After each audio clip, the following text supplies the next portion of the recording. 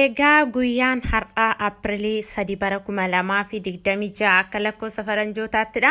Guyyaa har'aas oolmaa sharafa maallaqaa karaa gabaa gurraacha akkasumas karaa baankii daldala Itoophiyaa meeqaan sharafamaa akka oole viidiyoo kana keessatti qabadhee isiniif dhiyaadheen jira.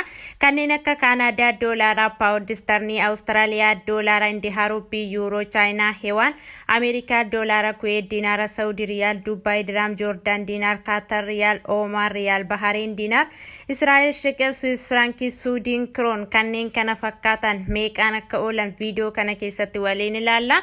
Nagaan Waaqayyoo hunduma keessaniif haa baay'atu. Kabajamoo jaallatamoo hordoftoota chaanalii kana baga nagaadhaan gara chaanalii kanatti dhuftanii buloonni chaanalii kanaaf haaraa taatan subscribe gochuudhaan maatiin haftaatanii kallattii hundumaan na jajjabeessaa kan jirtan guddaa galatoomaan isiniin jedha.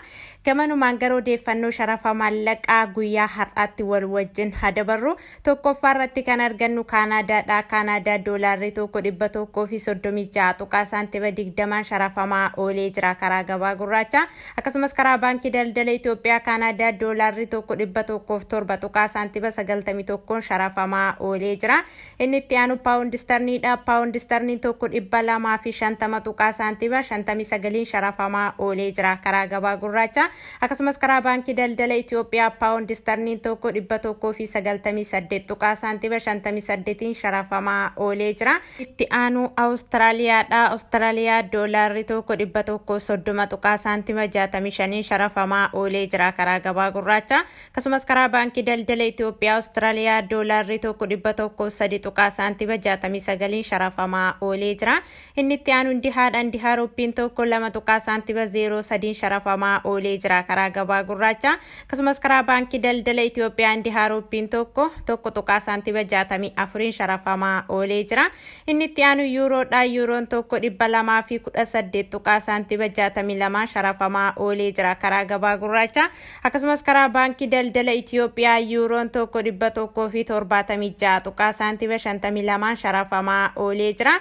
Inni itti aanu Chaayinaadha. Chaayinaa heewaan tokko 27 tuqaa saantiba 51 sharafamaa oolee jira karaa gabaa gurraacha. Akkasumas karaa baankii daldala Itoophiyaa Chaayinaa heewaan tokko 21 tuqaa saantiba 81 sharafamaa oolee jira. Inni itti aanu Swiss frankiidha. Swiss frankiin tokko karaa baankii daldala Itoophiyaa 187 tuqaa saantiba 94 sharafamaa oolee jira. Inni itti aanu Suudiinidha. Suudiin kirooniin tokko karaa baankii daldala Itoophiyaa 15 tuqaa saantiba 93 sharafamaa oolee jira. Inni itti aanu Ameerikaadha. Ameerikaa doolaarri tokko 189 tuqaa saantiba 60 sharafamaa oolee jira karaa gabaa gurraacha. Akkasumas karaa baankii daldala Itoophiyaa Ameerikaa doolaarri tokko 153 tuqaa saantiba 04 sharafamaa oolee jira. Inni itti aanu Kuweetidha. Kuweet diinaarri tokko 613 tuqaa saantiba 15 sharafamaa oolee jira karaa gabaa gurraacha. Akkasumas karaa baankii daldala Itoophiyaa Kuweet diinaarri tokko 489 tuqaa saantiba 57 sharafamaa oolee jira. Inni itti aanu Saawudiidha. Saawudii riyaalli tokko 50 tuqaa saantiba 51 sharafamaa oolee jira karaa gabaa gurraacha. Akkasumas karaa baankii daldala Itoophiyaa Saawudii riyaalli tokko 40 tuqaa saantiba 77 sharafamaa oolee jira. Inni itti aanu Dubaayidha. Dubaay diraamni tokko 51 tuqaa saantiba 62 sharafamaa oolee jira karaa gabaa gurraacha. Akkasumas karaa baankii daldala Itoophiyaa Dubaay diraamni tokko 41 tuqaa saantiba 66 sharafamaa oolee jira. Inni itti aanu Joordaanidha. Joordaan diinaarri tokko 267 tuqaa saantiba 42 sharafamaa oolee jira karaa gabaa gurraacha. Inni itti aanu Kaataridha. Kaatar riyaalli tokko 50 tuqaa saantiba 22 sharafamaa oolee jira karaa gabaa gurraacha. Inni itti aanu Oomaanidha. Oomaan riyaalli tokko 493 tuqaa saantiba 13 sharafamaa oolee jira karaa gabaa gurraacha. Inni itti aanu Bahareenidha. Bahareen diinaarri tokko 502 tuqaa saantiba 25 sharafamaa oolee jira karaa gabaa gurraacha. Inni itti aanu Israa'elidha. Israa'el shekel tokko 60 tuqaa saantiba 25 sharafamaa oolee jira karaa gabaa gurraacha. Fannoon sharafa maallaqaa guyyaa har'aatiif qabadhee isiniif dhiyaadhe kana fakkaata. Yaadaa fi gaaffii qabdan koomentii irratti naaf barreessaa.